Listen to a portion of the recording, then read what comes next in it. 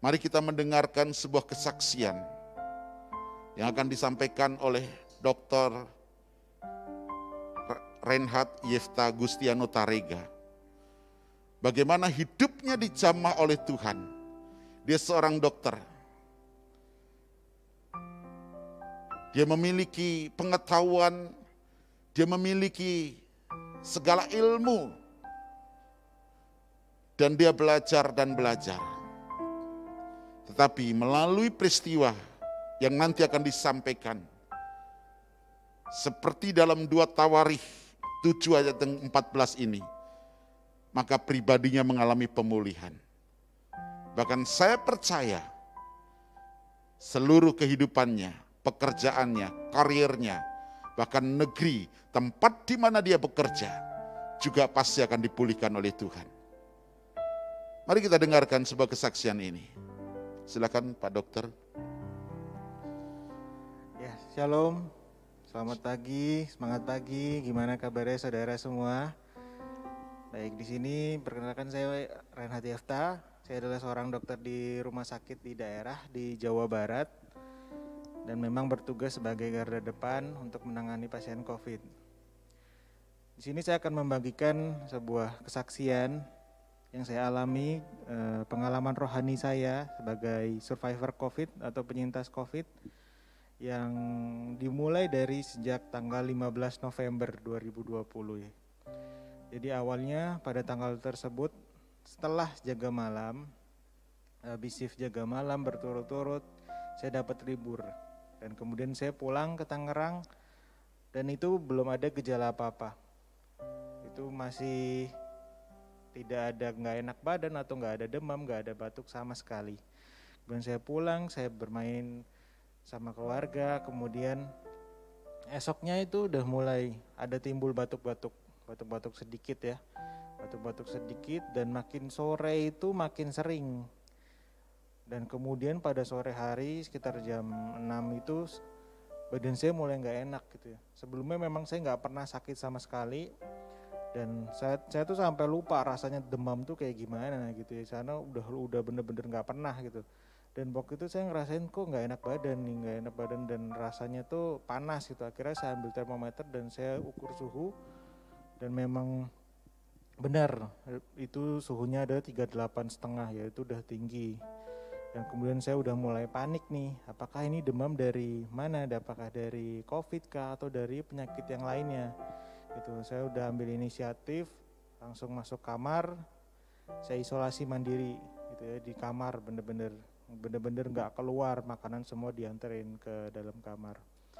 Di dalam kamar pun saya mulai periksa lagi ya, saya mulai periksa badan saya lagi, itu tensi sendiri, saya ngelihat lesi-lesi di kulit dan memang ada lesi di kulit atau ada bercak-bercak merah. Saya pikir oh ini paling cuma nyamuk aja gitu ya, bintik-bintik merah pada kulit gitu. Paling cuman nyamuk aja, udah saya hilangkan gitu. Pada malam itu saya sulit tidur karena memang khawatir dan demamnya itu tidak turun ya. Saya udah coba dengan pengobatan paracetamol dari 500 mg sampai 1 gram pun gak turun-turun sama sekali. Dan benar-benar bikin kesulitan tidur. Akhirnya esok harinya saya putuskan untuk swab mandiri ke rumah sakit terdekat. Dan sambil menunggu swab saya pulang lagi ke rumah. Gitu ya. Pikiran saya udah carut marut waktu itu, udah bener-bener yang ada tuh hanya negatif thinking aja gitu. Memang penyakit ini sangat menakutkan ya, saya punya pengalaman sendiri ngelihat pasien-pasien dan karena pengalaman tersebut yang membuat saya takut gitu, melihat semua pasien dari gejalanya, dari perburukannya membuat saya benar-benar takut ya, apabila ini saya beneran karena COVID demamnya ini. Kemudian saya pulang, saya lihat di suhu, dicek lagi, cek ulang, tetap masih tinggi 38 gitu ya. Orang tua nanya, udah perbaikan belum? Udah turun belum? Saya jawab sudah, padahal aslinya itu masih demam gitu ya. Karena saya nggak mau buat orang tua saya khawatir. Kemudian dalam masa penungguan hasil swab itu benar-benar saya mikir dan saya ngontak semua teman-teman saya yang memang pernah terkena COVID gitu. Dan juga saya udah mempersiapkan apabila ini nanti hasilnya positif, saya mau dirawat di mana gitu. Apakah saya harus mandiri di rumah, tapi karena gejalanya ini demam terus menerus, saya juga takut jadinya berpikir untuk mencari rumah sakit gitu, untuk supaya dirawat. Minimal ada backup plan ya, supaya apabila terjadi perburukan nggak repot gitu. Kemudian esok harinya pada malam jam 1, singkat cerita pada pukul 1 pagi itu hasil swab keluar. Itu memang pada malam itu saya nggak bisa tidur sama sekali karena demam. Dan batuk-batuknya itu udah mulai makin parah gitu. Hasilnya keluar dan hasilnya adalah positif. Di situ saya benar-benar malam itu ya jam 1 itu saya benar-benar ketakutan. Karena memang gejalanya ini nggak berhenti itu, bukan gejala ringan. Jadi demam itu benar-benar nggak turun dan saya udah mulai bintik-bintik merah yang saya kira itu hanya nyamuk, ternyata itu tuh peteki atau pendarahan di bawah kulit. Dan saya udah mulai ada mimisan terus ya, atau keluar darah dari hidung. Itu membuat saya benar-benar takut ya. Benar-benar takutnya menjadi berlipat-lipat ditambah lagi dengan hasil swab yang positif. Saya telepon papa saya, walaupun sebelahan kamarnya, dan saya bilang, Pak saya takut hasil swabnya positif. Gitu. Papa saya coba menenangkan saya, tapi memang ketakutan itu benar-benar menguasain saya waktu itu.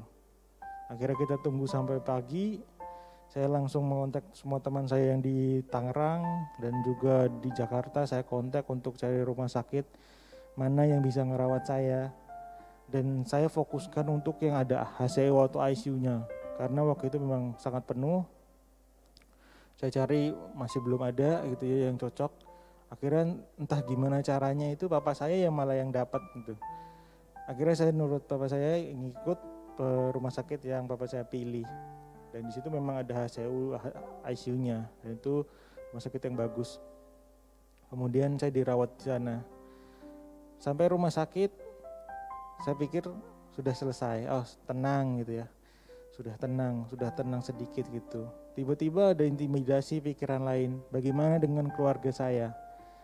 Bagaimana papa, mama, adik, kakak saya yang kontak sama saya? Walaupun saya di rumah pakai masker terus dan memang sangat amat menjaga jarak, tapi kan bisa aja tertular melalui airborne gitu ya. Karena waktu di rumah saya nggak pakai N95 atau pakai APD lengkap gitu.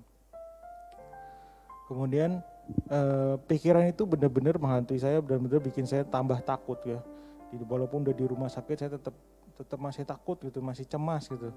Bagaimana ini? Bagaimana nanti? Bagaimana kalau misalnya terjadi perburukan di keluarga saya sementara saya terkurung di sini? Apa yang harus saya lakukan gitu? Saya benar-benar nggak ada kuasanya sama sekali.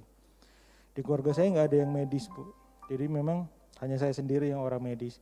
Jadi apabila terjadi sesuatu pasti akan bingung. Itu saya benar-benar terintimidasi pada saat itu, benar-benar khawatir. Akhirnya keluarga memutuskan untuk swab dan hari berikutnya selama di rumah sakit 2-3 hari awal itu saya rasa gejala saya itu bukannya makin baik tapi malah makin buruk.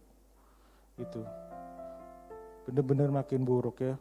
Paracetamol yang masuk tuh udah melalui infus 1 gram, udah pakai semuanya, tetap demam saya nggak turun dan mulai nyeri pada dada saya, nyeri dan rasa nggak enak dada saya, dan situ tandanya saya udah mulai sesek. Kemudian gejala lain pun timbul seperti diare, bintik merah tambah banyak, gitu, ada pengelupasan di kulit kepala dan lain-lain. Lesi-lesi kulit juga lumayan banyak karena COVID ini, karena memang gejalanya sangat beragam. Dan itu membuat saya frustasi. Membuat benar-benar frustasi. Yang ada di pikiran saya itu hanya perburukan, kapan saya masuk ICU, kapan saya masuk atau saya masuk ICU, kapan saya harus dapat donor plasma gitu ya. Udah mikir sampai ke situ karena memang menurut pengalaman pribadi memang kecepatan perburukan gejalanya itu mengarah ke perburukan. Gitu, mengarah ke penurunan yang drastis.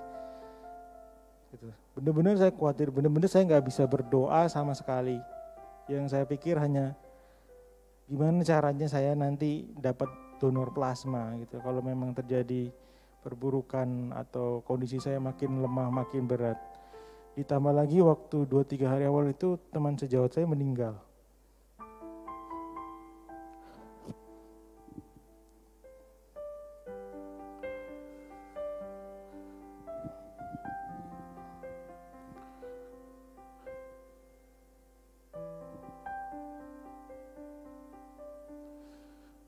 Dan itu memang sangat membuat depresi ya.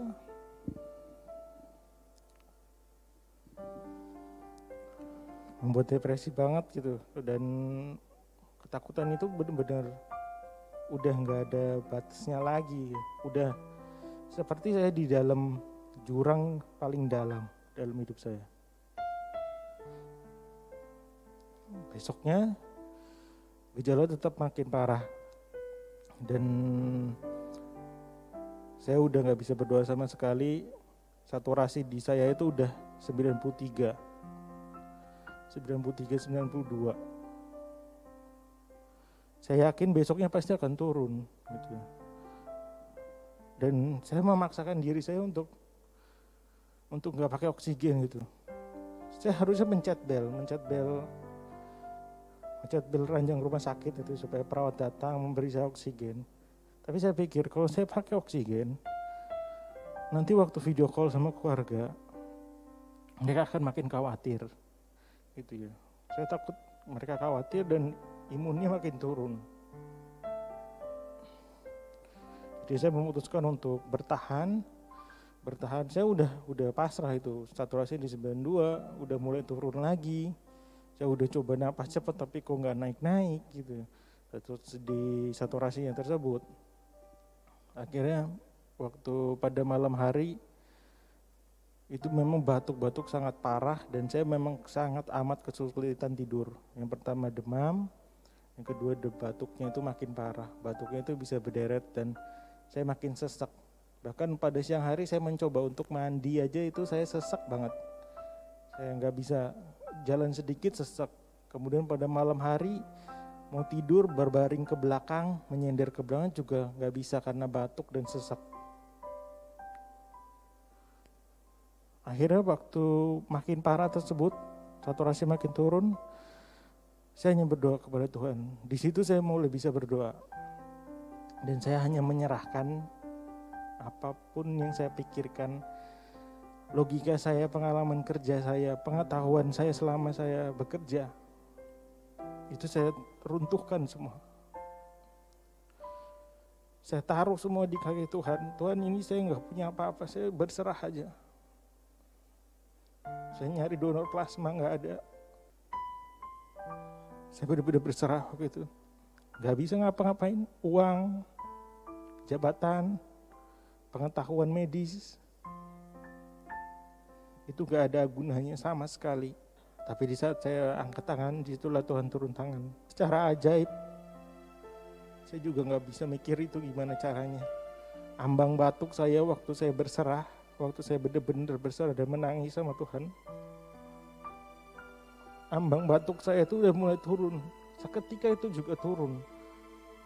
Jadi respon batuk saya itu kayak ada yang ngekat gitu. Kayak ada yang motong supaya saya itu bisa tenang batuknya. Supaya nggak hanya ngomong aja bisa mencetuskan batuk. Tapi itu ada yang ngekat dan itu benar-benar meredakan semuanya. Karena batuknya sudah mulai reda, akhirnya saya mulai bisa nyender ke belakang. Yang awalnya takut-takut karena sesak dan batuk, saya mulai nyender ke belakang dan akhirnya saya ketiduran sampai pagi. Akhirnya di situ saya benar-benar bisa tidur. Benar-benar saya bisa tidur dan sungguh amat saya bersyukur gitu untuk bisa tidur aja. Dan hari-hari berikutnya saya ikutin dan memang ada perbaikan, mulai ada perbaikan. Dan itu secara cepat. Saya awalnya yang cepat, perburukan di sini saya rasakan perbaikan saya itu cepat. Mulai demamnya turun, mulai batuknya berkurang, walaupun masih ada rasa nyeri dada, rasa rasa cepat lelah, capek gitu ya, sesek. Saturasi juga masih mulai berangsur-angsur naik gitu ya. Tapi tetap saya ikutin dan akhirnya saya pulih gitu. Dan yang paling membahagiakan kabar dari keluarga, papa, mama, kakak saya negatif. Mungkin adik saya positif, cuman hanya dengan gejala ringan, yaitu anosmia saja. Itu yang paling membuat saya mengucap syukur sama Tuhan. Kemudian di swab ulang orang tua saya dan hasilnya juga negatif. Itu ya, memang perlindungan Tuhan tuh nyata banget pada keluarga saya. Dan akhirnya saya keluar rumah sakit, saya isolasi mandiri, menuruti perintah dokter dan guideline. Akhirnya saya swab ulang dan hasilnya pun negatif. Saya mau bilang kepada saudara-saudara semua, jabatan, kepintaran kita, kemudian uang, apapun yang saudara andalkan, itu tidak pernah bisa membantu Anda. Itu sangat tidak berguna waktu Anda ada di jurang ke paling dalam dasar hidup Anda.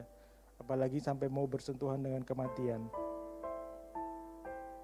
Apabila Anda saudara semua ada yang pernah meragukan tentang mujizat, suka merasionalkan mujizat, paling itu hanya obat, paling itu hanya itu. Percayalah, saya pernah ada di posisi saudara.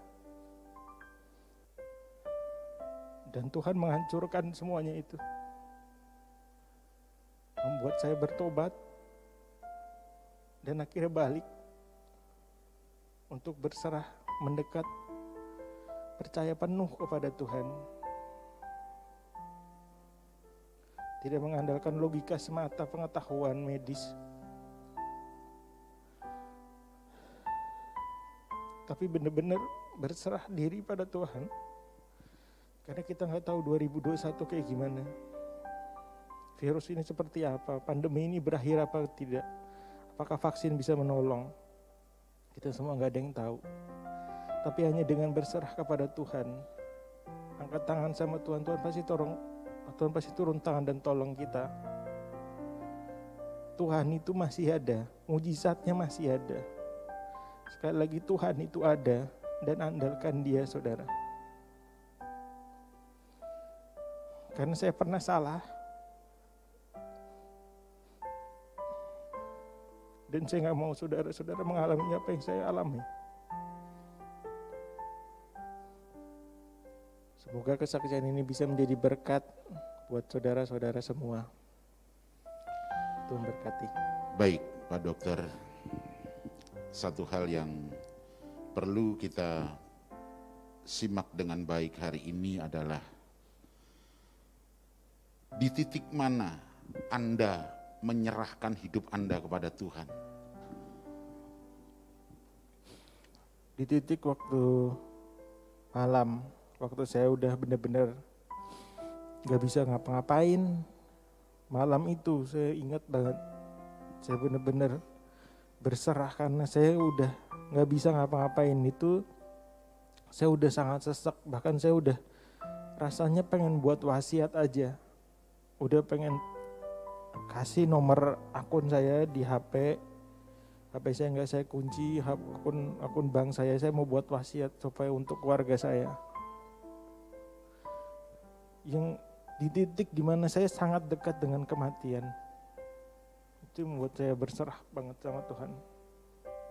Iya, Anda sebagai seorang dokter tentunya tahu persis kapan perburukan itu terjadi, dan pasti Anda tahu persis esok itu akan terjadi sesuatu karena perburukan terus turun. Dan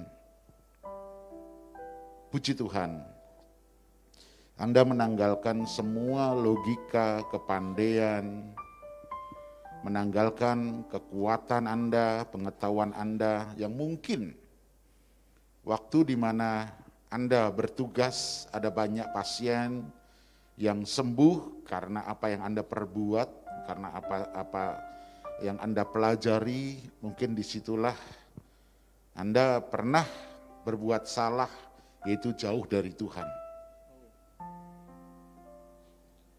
Ya, memang waktu saat pandemi ini memang karena tuntutan pekerjaan yang sangat banyak dan kebutuhan dokter sangat diperlukan, itu memang membuat saya tuh kurang dekat dengan Tuhan. Isinya hanya bekerja terus, hanya bahkan hari Minggu untuk streaming ibadah pun saya tuh sangat jarang gitu, dan kebanyakan jika saya ngikut saya udah kelelahan dan saya tidur.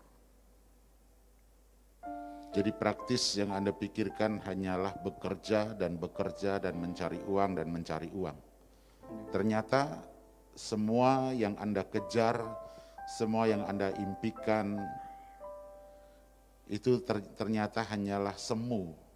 Karena ketika Anda dalam titik nadir, di mana Anda benar-benar akan masuk dalam sebuah proses menuju ke kematian, Anda tahu dan Anda menyadari bahwa semuanya itu adalah sia-sia. Ya, semua sia-sia. Dan Anda menyadari bahwa Anda sungguh-sungguh mau mengandalkan Tuhan dalam hidup Anda. Iya. Puji Tuhan, saudara yang diberkati oleh Tuhan Yesus.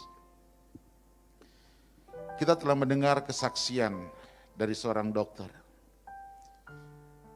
Pengalamannya cukup luar biasa, saudara. Karena banyak pasien juga yang mengalami kesembuhan ya di tangannya. Bahkan ketika pasien itu semua dokter angkat tangan, di tangan Dr. Reinhard Yefta itu bisa sembuh.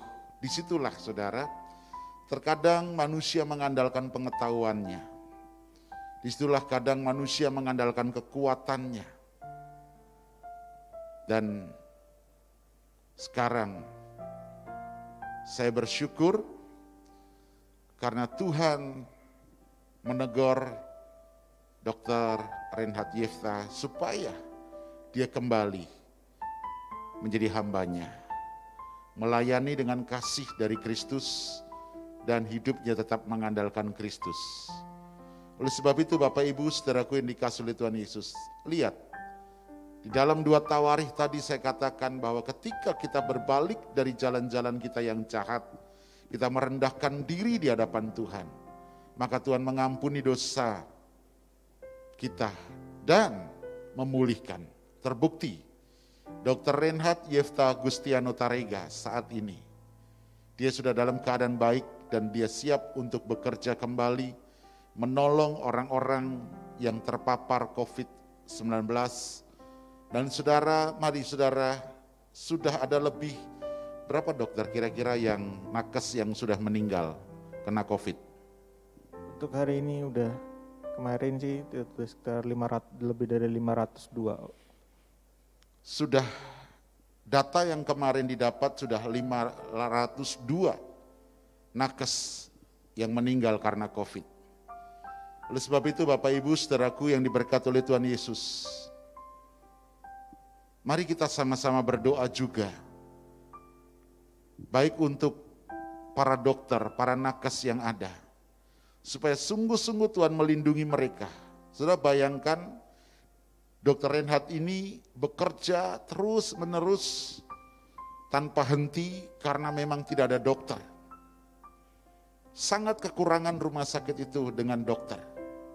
Bisa dibayangkan saudara. Dan mari biarlah hari ini, saya percaya ketika saudara dan saya mengalami sebuah pertobatan, ketika saudara dan saya sungguh-sungguh kita melekat kepada Tuhan, maka pertolongan Tuhan itu nyata. Dan Dr. Reinhard Yefta sudah merasakan hal itu. Ketika dia ngangkat tangan, seketika itu dia katakan tadi, seketika itu batuknya seolah-olah ada yang cut dan mulai turun dan mulai mengalami perbaikan kesembuhan demi kesembuhan, dan dia bisa menikmati tidur. Berapa hari Anda tidak bisa tidur waktu itu dokter? Sekitar 4 hari. Bayangkan 4 hari tidak bisa tidur karena COVID tersebut saudara. Dan ketika dia menyerah kepada Tuhan, Tuhan memberikan damai sejahtera kepadanya. Batuknya mulai berangsur pulih, dan damai sejahtera itu bisa membuat dia tidur sampai pagi hari. Dan pagi hari, apa yang Anda rasakan ketika malam Anda bergumul dengan Tuhan, kemudian Anda mulai mengalami perbaikan, dan pagi hari apa yang Anda rasakan? Pagi hari sungguh saya sukacita banget gitu, dan memang perbaikan ya, mulai ada tanda perbaikan, dalam artian demam sudah mulai turun, dan batuk tuh berangsur-angsur turun semuanya. Rasa nyeri di dada juga mulai berkurang. Kira saya coba untuk aktivitas, untuk latihan, dan itu udah mulai bisa. Kalau memang tidak secara magical, pasti saya udah berpikir lagi melalui logika. Tapi karena ini memang benar-benar nggak bisa dipikirkan pakai logika, ada pakai pengetahuan. Ya memang, jadi saya percaya itu memang mujizat yang membuat semuanya itu. Amin. Amin. Ya, secara medis tentunya akan lebih mengalami perburukan. Ya, biasanya memang untuk pasien kalau dia sudah demam terus, itu perburukannya akan lebih cepat sebenarnya. Apalagi kalau dia udah ada penurunan atau desaturasi yang mulai turun. Waktu malam itu saya udah lepas saturasi, saya yakin tuh udah di bawah 90, bahkan udah sampai 80-an mungkin. Karena napasnya memang benar-benar cepat gitu untuk supaya kekejar oksigennya. Ya, paling gitu sih. Puji Tuhan, saudara yang diberkati Tuhan Yesus. Mari kita bersama-sama pagi hari ini. Kita banyak merendahkan diri di hadapan Tuhan, yuk. Ternyata kepandaian, pengetahuan, sekalipun dia menjadi seorang dokter, tidak bisa menolong. Dan saya bersyukur saat ini secara pribadi Dr. Reinhard Yefta sudah ketemu dengan Tuhan. Dan dia merasakan bagaimana Tuhan campur tangan dalam segala hal, dalam setiap kehidupannya. Puji Tuhan, mari kita naik.